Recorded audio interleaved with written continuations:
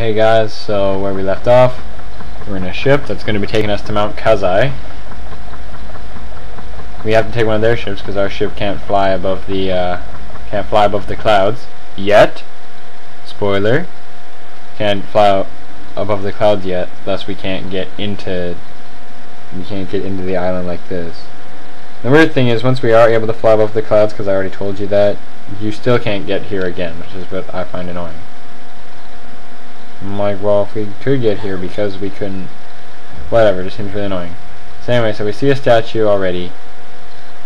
So I already know where the new Gigas is. There has to be a new Gigas, obviously. And there he is.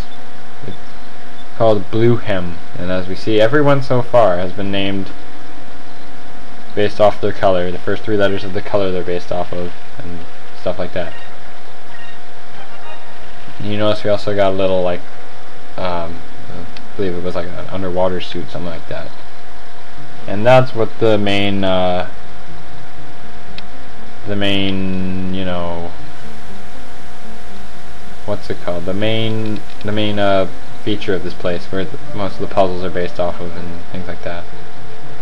So we're going to be heading off, and as you see, here's the first idea of what our puzzles are based off of. Going underwater like this.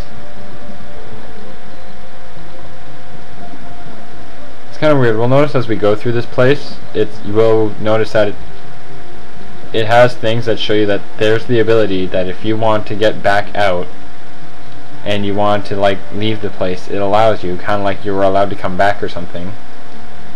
So here is what the main goal of this room is you'll notice when we hit this switch, and there's 1, 2, 3, 4 holes that spray water out of them. You have to keep activating switches. It's going to keep spraying the next one, and then the next one, and the next one, and the next one, and the next one. So it's pretty interesting how this works. So the first place I'm going to go is this one. So a few places. There's 3 different doors. Each one leads to a different switch. And of course, I come to the most annoying room first. And the idea of this room, first we'll finish this fight and I'll explain the room. And again, it's a back attack. Honestly. And again, a lot of rehashed enemies, because we got these krill hounds, but then these ones are called krill beasts. Very annoying bosses, I hate them. I mean bosses, enemies, sorry. I've been screwing up a lot this whole LP, so hopefully by the next one I will stop screwing up.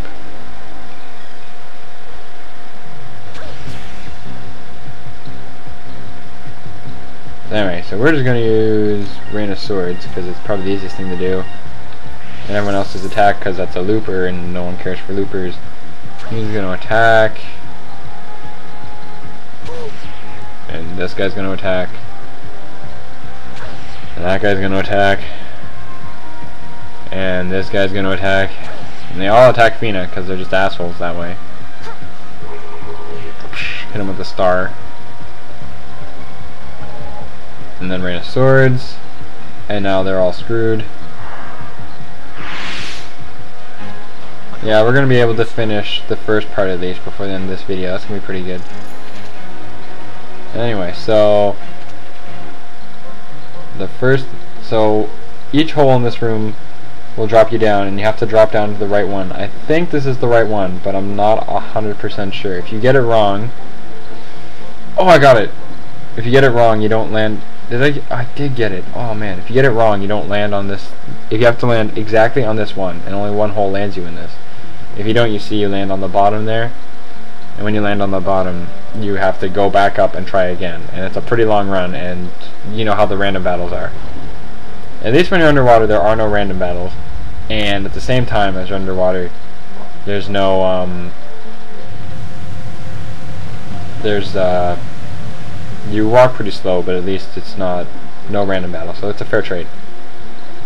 One that just reminded me of the underwater, that they could have put underwater random battles, because I don't know about you, but I actually liked Final Fantasy X.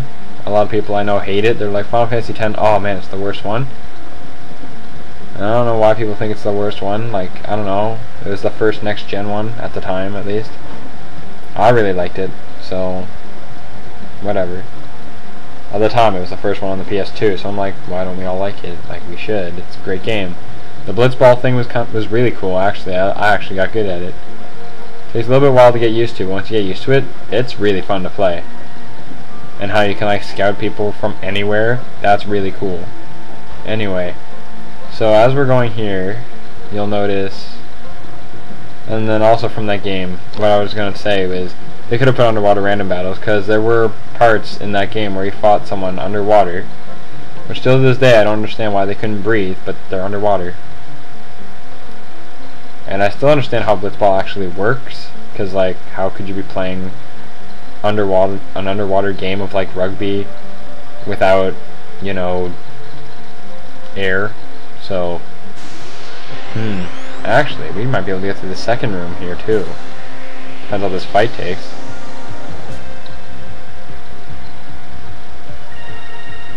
We'll fight and kill these guys real quick. Slash. Slash.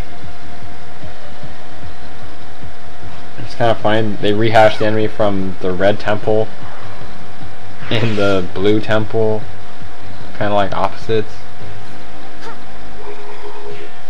Kind of weird. Ow.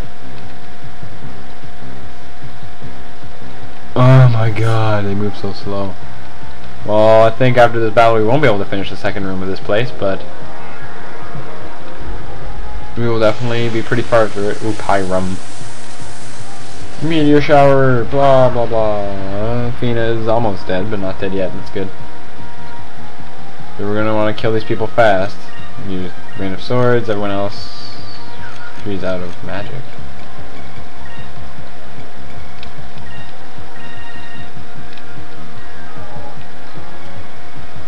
That should kill them all.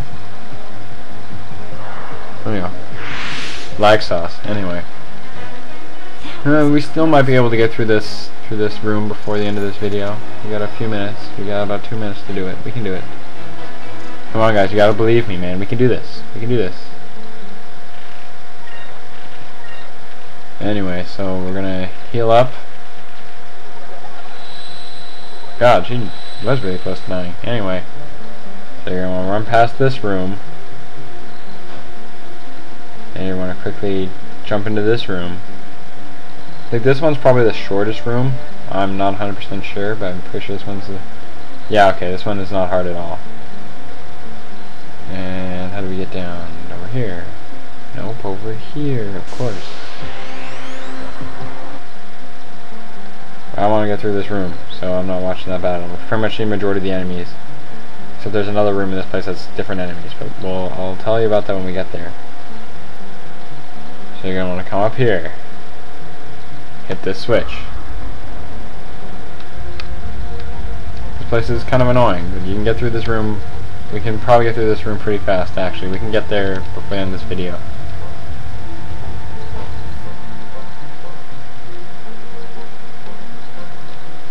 It appears that, yes, yeah, we noticed. Anyway. And here we are at the bottom. And we're going to want to run over to where we just came up.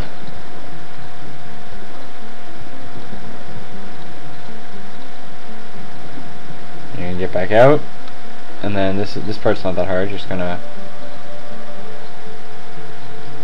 run over down this path that you just opened. This is the second thing that they add about the puzzle solving in here. This whole underwater thing mixed in with the idea of raising things, because these things happen to be buoyant.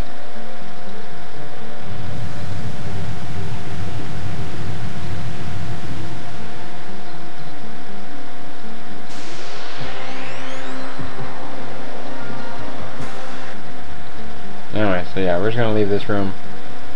We're gonna get out of here. You didn't need to watch any of the battles, obviously. So yeah, know what, guys? We are coming up on the end of this video. We only got one room left, and then the rest of the dungeon. So, happens that this room also happens to be the longest. And we are near Moonfish right now. Well, I can't even see it right now. So, you know what? I'll have to see you guys later, and next time we'll be finishing this dungeon. Peace.